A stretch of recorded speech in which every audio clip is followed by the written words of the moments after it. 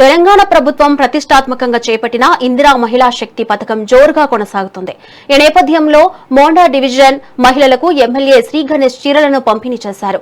గత ప్రభుత్వంలా నాసిరకం కాకుండా మహిళల ఆత్మగౌరవం పెంచేలా సీఎం రేవంత్ రెడ్డి ఆదేశాలతో నాణ్యమైన చీరలను అందిస్తున్నట్లు చెప్పారు. 1 కోటి మంది మహిళలను కోటీశ్వరులను చేయడమే కాంగ్రెస్ ప్రభుత్వ లక్ష్యమన్నారు. ఇందులో భాగంగానే మహిళలకు ఆర్టీసీ బస్సుల అద్దె అవకాశాలు, మహిళా సంఘాల రుణ పరిమితి 10 లక్షలకు పెంచామన్నారు. ఎమ్మెల్యే అలాగే వడ్డీ మాఫీ వంటి ప్రోత్సాహకాలు అందిస్తూ వారిని వ్యాపారాలవేత్తగా మారుస్తున్నామని ఎమ్మెల్యే స్పష్టం చేశారు.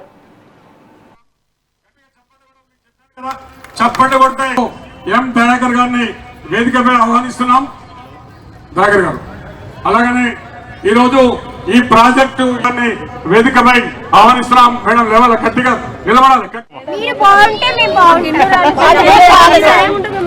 10 సంవత్సరాలు అయితే పింఛన్ రాక ఇప్పుడు వస్తుంది, కొంచెం టైం ఇవ్వండి. ఏంటి విషయం? ఇవి అందరు కాదు రాసుకో, మరి కొత్తలైన నేర్పిస్తాం. కూర్చో కూర్చో. ఇంకా అమ్మ మీదమ్మ తల్లి అయితే